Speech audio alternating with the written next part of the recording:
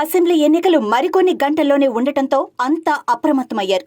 ముఖ్యంగా ప్రధాన పార్టీలు అయిన వైఎస్ఆర్సీపీ, టీడీపీ, జనసేన, బీజేపీలు పెద్ద ఎత్తున ప్రచారం చేస్తున్నాయి.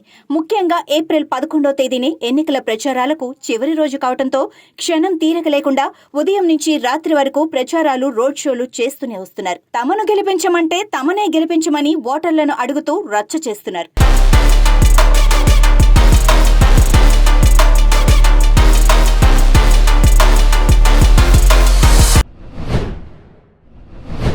ముఖ్యంగా పవర్ స్టార్ పవన్ కళ్యాణ్ పిఠాపురంలో పోటీ చేస్తుండటంతో అనేక మంది సెలబ్రిటీలు రంగంలోకి దిగి జనసేనానికి మద్దతుగా ప్రచారాలు చేస్తున్నారు.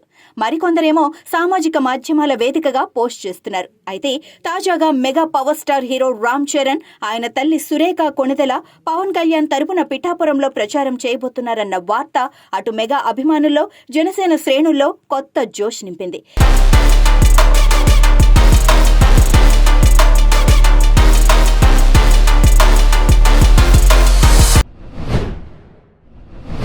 ఈ నేపథ్యంలో పవన్ కళ్యాణ్ పోటీ చేయబోతున్న పిఠాపురంలో మరింత వేడి రాజుకుంది. మే 11వ తేదీన పిఠాపురంలో ఎన్నికల ప్రచారం చేయబోతున్నారట. ఆయన మాత్రమే కాకుండా ఆయన తల్లి సురేఖ కొణిదెల కూడా ఈ ప్రచారంలో పాల్గొనబోతున్నట్లు తెలుస్తోంది. ముందుగా పిఠాపురంలోని శ్రీ కుక్కుటేశ్వర స్వామిని దర్శించుకొని ఆ తర్వాత గాజు గ్లాస్ గుర్తుకే మీ ఓటు అంటూ చిట్టిబాబు రంగస్థలాన్ని తలపించబోతున్నాడు.